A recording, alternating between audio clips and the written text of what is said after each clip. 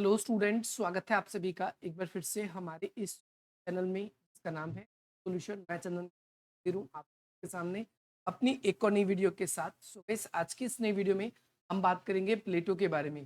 प्लेटो जो कि पश्चिमी राजनीतिक विज्ञान में सबसे महत्वपूर्ण विद्वानों में से एक है और इसके जीवन परिचय के बारे में आज हम बात करेंगे। ये वीडियो ज़्यादा लंबी नहीं रहेगी, लेकिन इस वीडियो के अंदर प्लेटो को पढ़ने के लिए आप लोगों का एक बेस तैयार हो जाएगा ताकि प्लेटो को आप अच्छी तरीके से समझ पाओ। एक प्लेटो का जीवन परिचय, एक ये वाली वीडियो, और एक होगी प्लेटो की समसामयिकी जीवन परिस्थिति, इसमें प्लेटो के जीवन से जुड़ी हुई कुछ घटनाओं के बारे में आपको बताया जाएगा। इसके साथ साथ बाकी जितने भी एग्जाम में आपके क्वेश्चन बनते हैं, चाहे वो दार्शनिक राजा को लेकर बनता है, शिक्षा व्यवस्था के बारे में बनता है या न्याय के बारे में बनता है, तो आप इन सभी क्वेश्चनों को फिर इजीली समझ पाएंगे, कर पाएंगे, आपको रटने की जरूरत नहीं। चलिए आज अपनी इस वीडियो को हम स्टार्ट करते हैं। सबसे पहले हम प्लेटो के बारे में बात करेंगे। तो प्लेटो का जो जन्म है वो 427 ईसा पूर्व में एक कुलीन परिवार में हुआ था।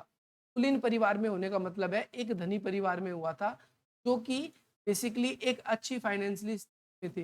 कुलीन परिवार के लोग वो होते हैं जो एक तरीके से शासन प्रशासन या ऐसे समय से संबंध रखते हैं जो उस समय की शासन प्रशासन व्यवस्था मौजूद होती।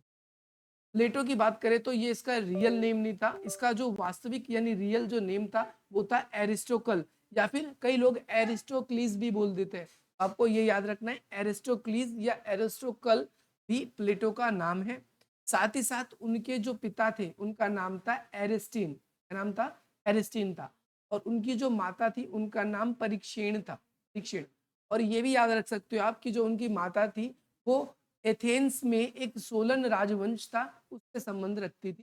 तो जैसा कि मैंने बताया कि जो प्लेटो थे वो कुलीन परिवार से संबंध रखते थे। कुलीन परिवार एक धनी परिवार आप समझ सकते हो, ऐसा धनी परिवार जो राजघराने या शासन से संबंधित था। और बात करते हैं प्लेटो के बारे में। तो प्लेटो की एक बहन थी और दो भाई थे। बहन के बारे में ज्यादा नहीं पता चलता, लेकिन भाइयों के बारे में इतना पता चलता है कि एक का नाम आपका एडमिनिटाज था और दूसरे का नाम ग्लाइकोन था। दोनों ही भाई प्लेटो की जो बुक है, रिपब्लिक नाम की जो बुक है, उसमें संवाद का काम करते हैं। आपको ये याद रखना है, प्लेटो ने अपनी जितनी भी रचनाएं रची वो किस शैली में रखी? वो संवाद शैली में लिखी। इन्होंने अपनी सारी की सारी रचना, तो इनकी जितनी रचनाएं वो संवाद शैली में रही है। और उस संवाद का, जैसे रिपब्लिक बुक है उनकी सबसे मेन बुक, उसमें जो संवाद का जो काम कर रहे हैं, जो कैरेक्टर है, वो कैरेक्टर कौन है? वो एक तो एडमिनिटाज है और दूसरे नंबर पे आपके ग्लाइकोन है। ये याद रख। इसके अलावा प्लेटो ने अपने टाइम पे क्या क्या चीज के बारे में पढ़ा, क्या क्या चीज पढ़ा? तो उन्होंने संगीत के बारे में पढ़ा था, गणित के बारे में पढ़ा था, उन्होंने कविताओं के बारे में पढ़ा था।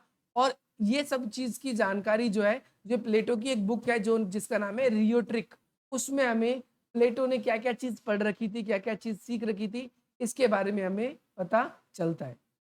अगली बात, प्लेटो ने अपने जीवन काल में 3 युद्ध जीते थे। याद रखना है आप सभी को, प्लेटो ने अपने जीवन काल में 3 युद्ध जीते थे और उन युद्ध जीतने की वजह से ही जो है प्लेटो को ये उपाधि दी जाती है। याद रखना है आप सभी को ये बात।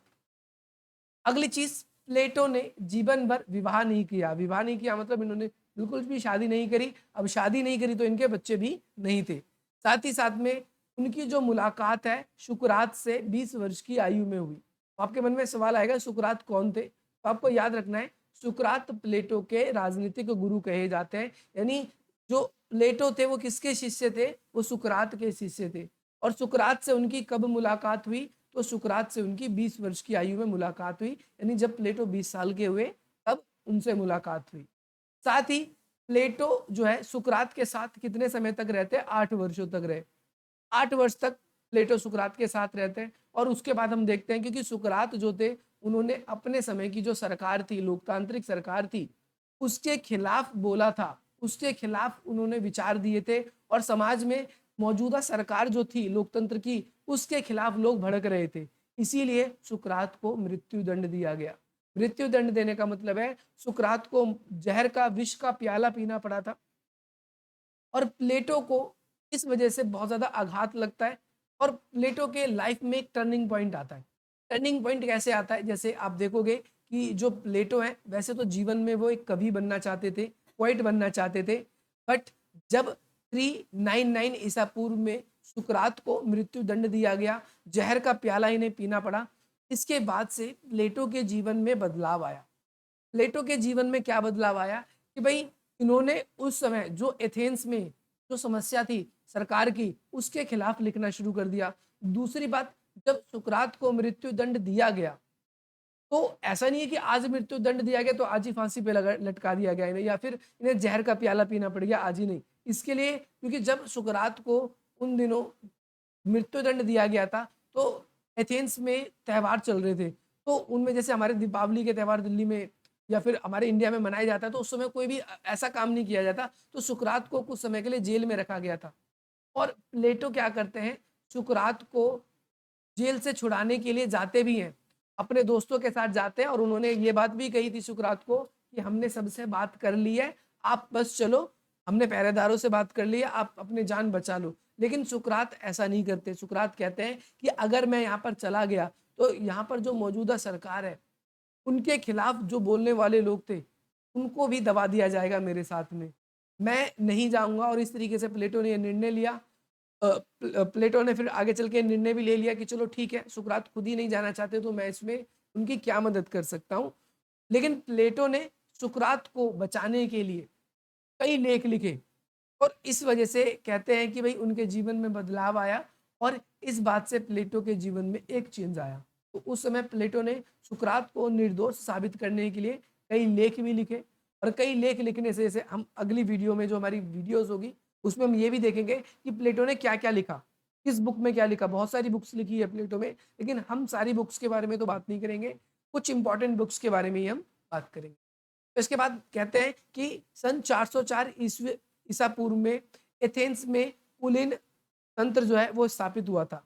कुलीन तंत्र स्थापित हुआ, और आगे चल के वहां पर लोकतंत्र भी स्थापित हुआ। यहाँ पर याद रखना है, वहां पर क्या हुआ, लोकतंत्र भी स्थापित हुआ। ये आपको नहीं लिखना, ये गलत है, जो मैंने काटा है इसको नहीं लिखना, कि बाद में वहां पर लोकतंत्र भी स्थापित हुआ, और इस लोकतंत्र का जो है प्लेटो ने विरोध किया था, ये याद रखना है आप सभी को, और जिसकी वजह से उसे एथेंस भी छोड़ना पड़ा।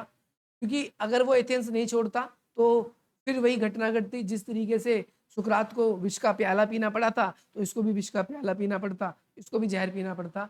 तो यहाँ पर बहुत से लोग कहते थे कि जो प्लेटो है, प्लेटो में सुकरात ने दोबारा जन्म ले लिया है। क्यों? क्योंकि प्लेटो दोबारा से वही काम कर रहे थे जो सुकरात कर रहे थे। सुकरात ने अपने समय में जो एथेंस में लोकतंत्र था, जो मौजूदा सरकार थी, उसके खिलाफ बोला था, और वही काम प्लेटो भी कर रहे थे। लेकिन वो नहीं चाहते थे कि उनके साथ भी वही घटना घटे जो क्या हुआ था, सुकरात के साथ हुआ था, इसीलिए वो एथेंस छोड़कर चले गए। कहाँ चले गए? आपका मोगरा नाम की जगह है, वहां चले गए थे। इसके बाद हम क्या देखते हैं, वहां से वो फिर क्या करते हैं, मिस्र चले गए, और मिस्र में इन्होंने गणित का अध्ययन किया। ध्यान रखना है, मैथमेटिक्स जो है इन्होंने मिस्र में सीखा, और इसके बाद वहां से वो 395 ईसा पूर्व में एथेंस वापस आए, जब वहां के उनके जो शिष्य थे उन्होंने उनको बुलाया था। आगे चल के उनकी मुलाकात एक अपने ही काल में पाइथागोरस नामक एक गणितज्ञ से हुई थी। याद रखना है आप सभी को, 387 ईसा पूर्व में उनकी मुलाकात जो है पाइथागोरस से हुई थी। इसके बाद में वो क्या करते हैं, आपके एक अर्चित्य नाम के विद्वान थे, उनसे मिलने के लिए वो इटली भी गए थे। इटली में तारस नाम की जगह थी, वहां पर गए, और इसके बाद में 386 में वापस लौटे।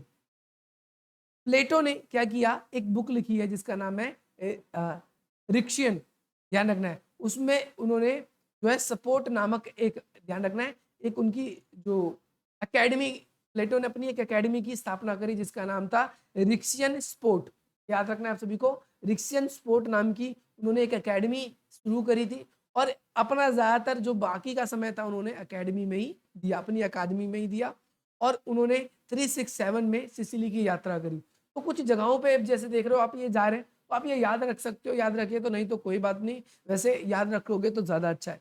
इसके अलावा इंपॉर्टेंट बात है कि भाई प्लेटो ने अपने सिद्धांत जो है दार्शनिक राजा के सिद्धांत दिए।